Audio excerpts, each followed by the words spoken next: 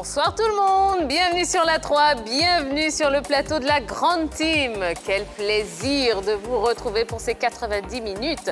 Alors saviez-vous que Pierre de Coubertin a dit qu'un seul sport n'a connu ni arrêt ni recul? Il s'agit évidemment du football. Oui, c'est d'autant plus d'actualité, d'autant plus vérifié en cette période de coronavirus, puisqu'il se passe énormément de choses sur la planète foot. Et ça tombe bien puisqu'on est là pour en parler ensemble et en compagnie de la grande team. Bonsoir Roger Stéphane. Bonsoir Tia.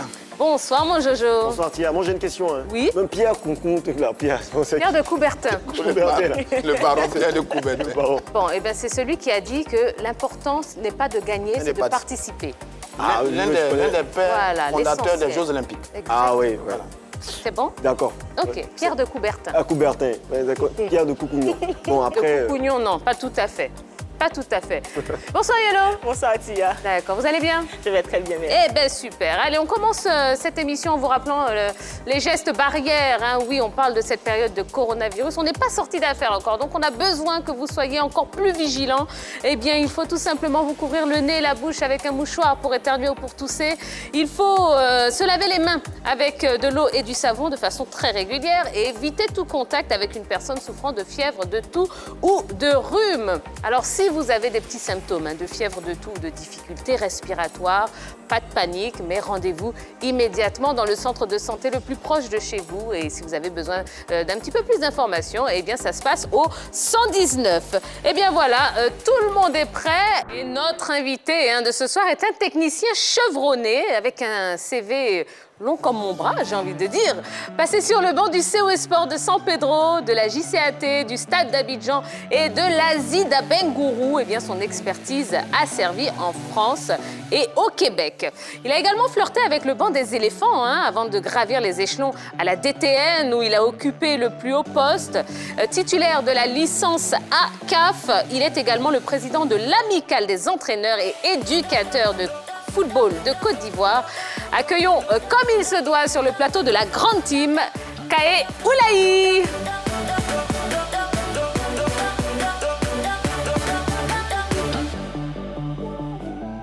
Kaé Oulahi, bonsoir. Bonsoir madame, ça va. D'accord.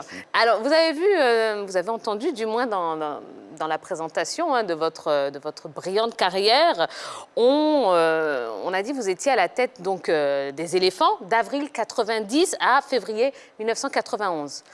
Pourquoi vous êtes resté si peu de temps?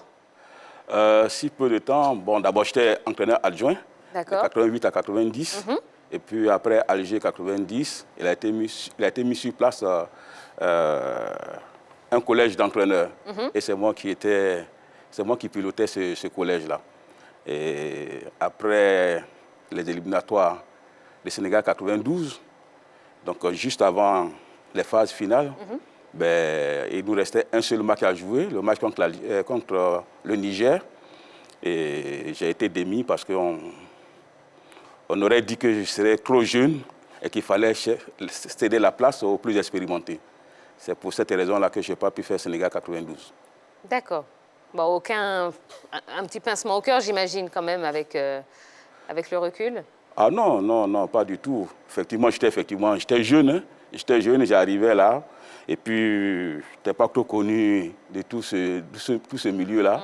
Et vous savez, comme on dit chez nous, les chrétiens, tout ce que Dieu fait est bon. OK? Peut-être qu'en restant là, ça n'allait pas quelque chose. Donc, en me faisant partie, non, aucun regret. Dans la vie, il ne faut pas avoir de regrets. J'ai eu cet honneur-là de travailler avec l'équipe nationale, de partager aussi les joies et les peines de l'équipe nationale.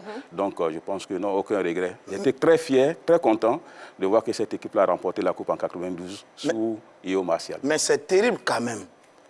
Vous faites toute la campagne et puis c'est Yo Martial qui vient. Mais vous aurez pu être au moins l'adjoint de Yo Martial sur cette CAN 92 qui restera dans l'histoire de la Côte d'Ivoire comme l'un des plus grands événements sportifs.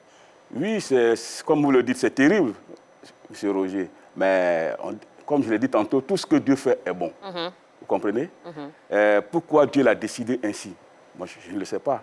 C'est parce que, bon, effectivement, le collège d'entraîneurs, moi j'étais l'entraîneur principal, Oui. il y avait Io, il y avait Bonké, il y avait Cablan Sampon, mais quand on arrivait là, il fallait aller aux phases finales de la Coupe d'Afrique à Sénégal 92, parce qu'il nous restait un match, on était pratiquement qualifiés. C'est ça. On était pratiquement qualifiés, ils ont dit, bon, il fallait quelqu'un d'expérimenté. Io ayant fait 84, 86, 88, ils ont jugé bon de faire venir Io. Et puis bon, je pense que le choix, c'était un choix. Et je pense que ça a été un bon choix, puisque nous avons... Ouais, on a gagné. On a gagné. Voilà, c'est ce qu'on va retenir Voilà. de cette histoire. Alors, vous avez vu, Kaé Oulahi est sur notre plateau. Si vous avez des questions à lui poser, vous pouvez le faire via la page Facebook de la 3 et on se fera un plaisir de les relayer ici sur le plateau de la grande team. Allez, on passe tout de suite au premier point de cette émission, c'est ce qui fait l'actu.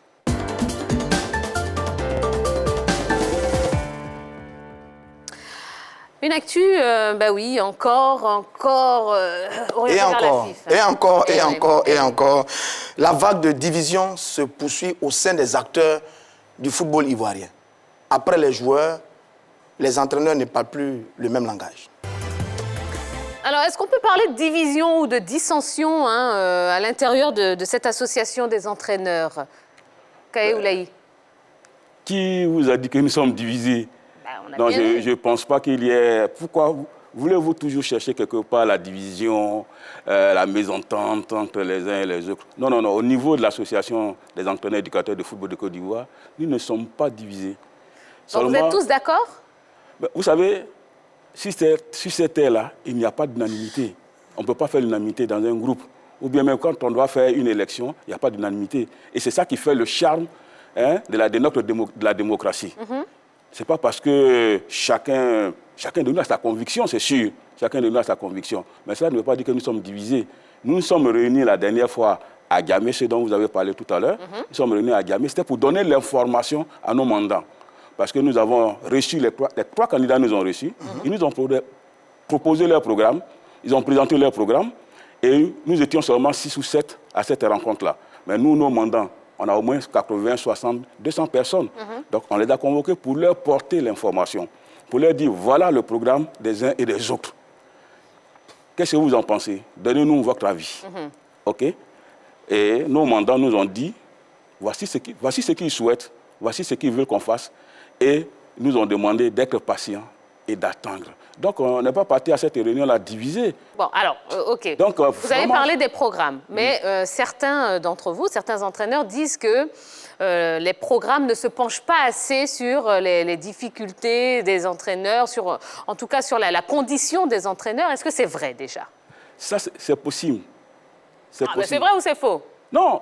Peut-être que les programmes ne penchent pas beaucoup plus. Parce que, vous savez, quand nous sommes partis en 1 heure ou bien 1h45, les candidats ne peuvent pas parler de tout leur programme. Ils parlent uniquement, par exemple, nous, en ce qui nous concerne, ils parlent de la vie des entraîneurs, ce qu'ils veulent faire pour nous. Nous, c'est l'information que nous avons portée à nos mandants. Vous comprenez? C'est l'information que nous avons portée à nos mandants. Mais, ils nous ont dit, voici nos doléances, voici nos problèmes. On souhaiterait qu'on prenne vraiment en compte la vie des entraîneurs. C'est vrai, parce que les entraîneurs, nous sommes effectivement dans la galère. Ils ne sont pas bien payés, ils ne sont pas bien rémunérés. Peut-être qu'on en parlera un peu plus, un peu plus loin. Mais ils ont dit, voici ce que nous voulons. Ils ont parlé de l'assurance, ils ont parlé du salaire de l'entraîneur, de la vie de l'entraîneur. Et ça, donc nous sommes parfaitement d'accord avec nos mandants pour dire, nous prenons note et puis on avisera. On avisera, ça veut dire quoi? Ça veut dire que, parce qu'il y a un comité exécutif qui est là, composé de 12 personnes, comme vous l'avez dit dans votre intervention tout à l'heure, composé de 12 personnes. Ce n'est pas tous les entraîneurs de Côte d'Ivoire, on va parler en assemblée générale pour voter un président. Il y a un comité exécutif qui est mis en place. Je crois qu'ils font confiance à ce comité-là. Donc, le comité va décider au moment opportun, après avoir entendu tout ce que les uns et les autres ont dit. D'accord. Alors, mais Président, si vous dites que vous avez pratiquement les mêmes problèmes, les mêmes réalités, pourquoi il n'y a pas un choix unanime sur un candidat? Mais vous savez, l'unanimité, ça n'existe pas. L'unanimité, ça n'existe pas. Vous comprenez? Même le Christ n'a pas fait l'unanimité autour de lui. Vous comprenez? Ça n'existe pas. Et puis, à plus forte raison, vous avez affaire à des entraîneurs. Ça dit que c'est des éducateurs, c'est des formateurs, c'est des gars qui ont fait des études. et qui ne réagissent pas comme ça. Vous comprenez? Parce que si vous voulez m'amener un peu sur le terrain du football, vous pouvez jouer en 4-3-3, Roger peut jouer en 5-4-1, Kia peut jouer en 3-5-2, 3-5-2, mais tout le monde est d'accord qu'il y a une organisation qui est mise en place. Maintenant, la différence, nous sommes tous d'accord que la différence va se faire au niveau de l'animation. Au niveau de l'animation. D'accord, président. C'est-à-dire que le discours est connu quand même. Oui. C'était le même cas avec les joueurs. Okay. Non, on a rencontré les candidats, ils nous ont parlé, on a réalisé le programme, on n'a pas encore décidé. Voilà, chacun est libre de décider. Ouais, on est libre, on est en démocratie, etc., etc. Et puis à la fin, on s'est rendu compte qu'ils étaient un peu divisés parce que sur les choix qui ont été faits, il y a eu beaucoup de choses à dire. Okay. Maintenant, vous aussi, c'est exactement le même discours que vous nous tenez. Celui qui dit qu'on s'est rencontrés, on a apporté l'information, on a reçu les candidats, et puis finalement, on verra ce qui va se passer. Est-ce que ce n'est pas un discours diplomatique pour cacher une réalité qui existe au sein de votre association? Parce qu'à la vérité, il y a beaucoup de bruit qui court autour de votre association. Est-ce que ce n'est pas un discours politique et diplomatique que vous nous sortez ici sur le plateau de la Grande Team? Aidez-moi peut-être à comprendre un peu quels sont les bruits qui courent. Vous êtes journaliste, aidez-moi. Mais je vous ai dit une division qu'il y a entre anciens et nouveaux. Non, il n'y a pas. Vous savez, nous sommes des entraîneurs, comme je l'ai dit tantôt. Nous sommes des éducateurs, nous sommes des formateurs. Nous n'allons pas agir comme les autres agissent dans la rue. Non, parce que nous devons être des modèles. C'est ça. Nous devons être des modèles. Un entraîneur, si vous n'êtes pas un modèle pour votre joueur, pour votre enfant, ça va poser problème. Donc nous prenons le temps que nous voulons prendre pour dire bah, tel programme. Aujourd'hui, nous allons décider. Et puis entre nous, est-ce que vous connaissez aujourd'hui, il y a 3 candidats comme on dit, mais il y a combien de candidats qui sont éligibles? Parce que la commission électorale n'a pas encore été mise en place. Ça aussi, c'est un autre débat qui viendra après. Et si demain, vous avez un 4e, voire même un 5e candidat, vous faites quoi? Donc, nous, on n'est pas pressés, on prend notre temps, et au moment opportun, nous allons décider. D'accord. Bon, là, on va vous demander votre avis personnel. Parmi donc les programmes des 3 candidats que vous avez eu donc, à étaler, à expliquer lors de votre réunion. Et là, je m'adresse à vous, à titre personnel, vraiment. Okay. Le programme de quel candidat a l'air de s'intéresser le plus à la cause des entraîneurs? Vous savez, les 3 candidats ont présenté un programme pour le développement du football. Le programme général pour le développement du football. C'est des problèmes alléchants, c'est de très bons programmes. Maintenant, nous, à notre niveau, OK? Puisque moi, je suis le président des entraîneurs, pourquoi vous souriez? Ou bien vous me voyez venir, vous allez faire comme Roger dit que je vais donner une réponse diplomatique encore? Mais non, parlez. Non, je veux dire quoi? Je veux dire que moi, étant le président, étant sur votre plateau ici, qui est votre émission qui est regardée à travers le monde, je ne peux pas vous dire aujourd'hui que CAE a décidé ça pour ne pas influencer les uns et les autres. Moi, j'ai ma conviction interne, à moi, vous comprenez? Donc, souffrez, madame, qu'aujourd'hui, je ne vous donne pas ma position. Parce que ma position sera celle des entraîneurs et éducateurs de football de Côte d'Ivoire. Dernière question concernant ce sujet. Vous êtes 12 dans le bureau. Oui. Comment ça va se passer en cas d'égalité?